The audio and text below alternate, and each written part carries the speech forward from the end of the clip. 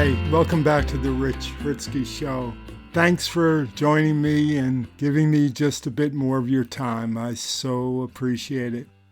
As I record this but 2 days before what I oh so heartfeltly pray will be the election that signals the end of the reign of our current president and the beginning of that long climb back up towards the metaphorical mountaintop.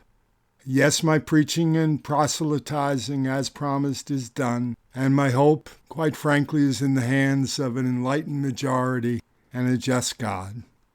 So I will simply go to goodness again today and share 3 brief pieces. One about my second grade teacher, who somehow found me 50 years after the fact. The second, I'm going to share a piece by my daughter Rosie, a few Father's Days back. And the third, just a little poem I once wrote about wishes. All I trust and pray are going to be worthy of a bit of your time. As to my second grade teacher, Miss O'Brien, everybody has a Miss O'Brien in their lives, I hope. Now understand, the last time I ever saw her was in June of 1957. That's 63 years ago now. Yet she discovered back some time ago that I had long been at Morristown Hospital, and she sent me a card there 50 years after the fact. Her note was personal and sweet, and the card read, "It's never too late to give a great student stars." Ah, you remember those stars, don't you? Long delayed by battles with the Grim Reaper, my much belated reply read this way. I have to admit that when I first became aware of your card, I was taken aback, actually stunned. For no one at the age of 57, 50 years after the fact, ever receives anything from their second grade teacher, no matter how marvelous or rare that teacher. Until you, that is. Oh, what a gift you were to the young boy I once was, and what a gift you remain. It's extraordinary, isn't it? For I see you exactly as you were then, so young and beautiful, and what Dickens would have described as the greening and youthful spring of life, and just as God forever sees you. And you see me as that adorable, I am certain, 7th grader. And while it should come as no surprise, I must confess that I had one mad and huge crush on you. Yes, Miss O'Brien, you were my Miss Crabtree. And oh, how lucky I was to have had you then, and to have received this blessing from you now. I flash back in memory to our Christmas party that year, as if it were but a finger snaps ago. The one that my younger kindergarten brother Jack joined us for, when you so sweetly invited him in, and out of the rapidly falling snow and the freezing cold of the playground. That freeze frame of you during that scene is indelibly marked, forever implanted in my heart, and I thank you again for the mere memory of it. There Jack was in all his glory, taking in the freely given affections of all those older girls, while eating cupcakes and sipping hot chocolate. And then you even let him stay for a while, even after the kindergarten class actually began. Yes, as you asked, I can now be called doctor, but I don't think I'll allow it, for honoris causa it is. Still not bad for one of your rough and tumble gang from Holy Trinity in Hackensack. Of course, this new life with neither legs nor fingers, challenges always, but I'm strong with all of the big picture, theological and philosophical stuff. Strong with God, my Maggie, my children, and this brave new world. It only hurts down there in the trenches with what I look at as the everyday and the ordinary, where peace will always and understandably be a bit hard to come by. Still I smile always, and I look for the lessons in each new day, and I see your face in the generous smile you so often flashed.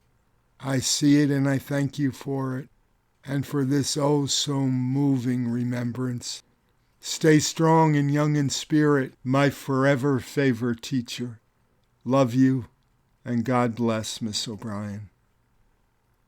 And now this from my Rosie. 3 years back. I think I wanted to share this because my daughter saw me in a way that reminded me, or maybe taught me, that it's neither in the profound nor the deep, but rather in the everyday and the ordinary, where we do our best work, and I think our most important work. So this from Rosie, just as she wrote it a few years back.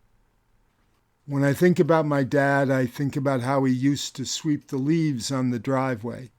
Yes, I did that, believe it or not. With a broom as soon as he got home from work. I think about how he would call home every day before leaving the office to get the daily list of items he needed to pick up from the store.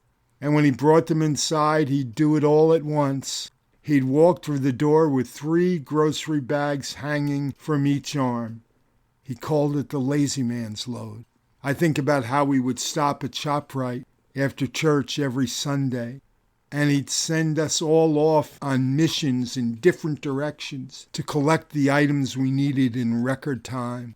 He'd always pack the bags himself with expert-level precision. When I think about my dad, I think about him standing at the grill, burning me a couple of hot dogs on purpose, and telling me, your mom used to like them this way too. I think about him sitting at his desk at night, organizing and writing on that yellow legal pad of his, and on a rare occasion treating himself to a pipe with tobacco that smelled like smoked cherries. I think about how much he loved to vacuum, usually at night, and how I'm the same way. I think about Norman Rockwell and Harry Chapin songs and the film Rudy. I think about that time in Baltimore when he had us march behind him like a bunch of giggly soldiers chanting, left, right, or leaping behind him like Tigger. I think about how on hot summer days he would fall backwards into our kiddie pool, fully dressed, and we'd all cheer. I think about how much he used to love foot rubs and how he would pull his socks up tight around his calves.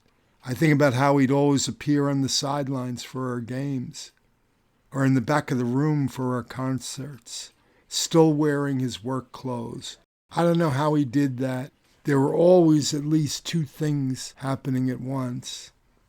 When I think about my dad, I think about his voice, the way it sounds when he gives an empowering speech to hundreds of people, the way it sounds when he sings a soft lullaby to one of his grandchildren as he holds them in his lap, left arm wrapped around them and his right managing the controls of the wheelchair. The way it sounded the day he stood outside my bedroom door as I was blasting Jagged Little Pill from my stereo, and he loudly imitated Alanis Morissette's nasal belt. I think of the way it sounds when he tells stories of his Seton Hall days or the years he worked at Packard's or for the mayor of Boston. The way it sounds when he leaves a voicemail, like he's calling out to you from across the room. How he always signs off with a bye now. I think about the booming laugh he used to do in public places just to get a rise out of all of us. He'd put his whole body into it. The younger kids would giggle and laugh and applaud. The older ones would cover their faces and run away in embarrassment. He still does it sometimes, but only upon request. When I think about my dad, I think about Christmas. I think about how he always insisted on the 2 trees, the big one for upstairs and the little one to go downstairs for our Christmas Eve grab bag, adorned in the traditional large red and green bulbs. I think about gift wrapping nights, the hot cocoa at Peddler's Village, and how we still have to wait until midnight on Christmas to watch the Alastair Sim version of A Christmas Carol because it's the only one that gets it right. I think about how many times I've watched It's a Wonderful Life and how Dad puts up a fuss on Christmas Eve or Christmas Day if a few hours pass and he hasn't heard the sound of Bing Crosby's voice. When I think about my dad, I think about the Yankees, the Giants too, especially in recent years with the annual benefit they have in his honor. But the Yankees hold a special place in his heart. I think about the poster of Ron Guidry's face. It used to hang on the wall above our washing machine. I think about that time he took a few of us to Don Mattingly Day and how proud I felt to be included. I think about his Lincoln collection, the one he has now and the one he had before the house fire. I think of our trips to Gettysburg and how Dad knew oh so much more than the audio tour that we had on in the car.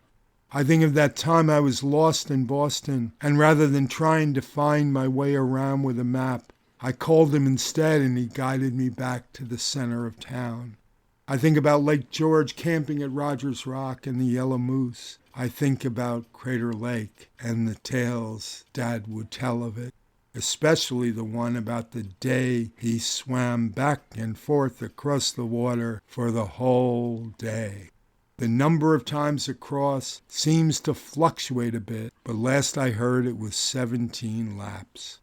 When I think about my dad, I can't help but think about when he got sick. I think about the day the doctor told us that he would never fully wake up, that he would never remember who we were. I think about the day in the hospital room when, after lying half asleep for hours in a vacant bed but a few feet away from my father's, I pushed myself into a standing position, started to make my way out of the room to get some coffee. I was just a few feet out the door when a woman walked up to me. I recognized her face and I knew she was related to my dad, but I couldn't quite place her at the time. She put her hands on my shoulders and said, "They know nothing about the brain, you know." Then she let go of my shoulders and sweetly took both of my hands in her own and squeezed them and added, "And they know absolutely nothing about your father." For the record, thanks for that goes out to my beautiful cousin, Kathy Cassidy. When I think about my father, I think finally of how he came back to us, head and heart intact. And I think about how, while he may not be able to sweep the driveway anymore, not all that much has changed. Happy Father's Day, Dad. I'll love you forever. I'll like you for always. Forever your Rosebud. Ah, Rosie, who just for the record is the fourth of our 12, the wife of Kira and mother of the marvelous and magical Crosby James. Now and finally, I can honestly tell you I can write, but I am no poet. Still, this was penned in the wee hours one night, and this will likely be the first and only time it's ever shared. I just thought it was worth sharing at least once. The title of it is Just a Wish, and it reads, "If I had a wish that I could wish for you, I'd wish for power over addiction, all that debilitates, demeans. Oh, I'd wish for things that are not mine to give, for no such power vests in me, only wishes. Yet stronger still I wish for you, for there is a love, a longing, a cry in me, and every day and every hour and every way I wish. Heart, soul, spirit one, for victory, for courage. Oh, I wish aright for the peace, the joy that never. Oh, I wish aright for you in wishes bold and bright." Have a great week, my friends. Smile on your brothers and sisters. Take care. Look for you the next time. Bye now.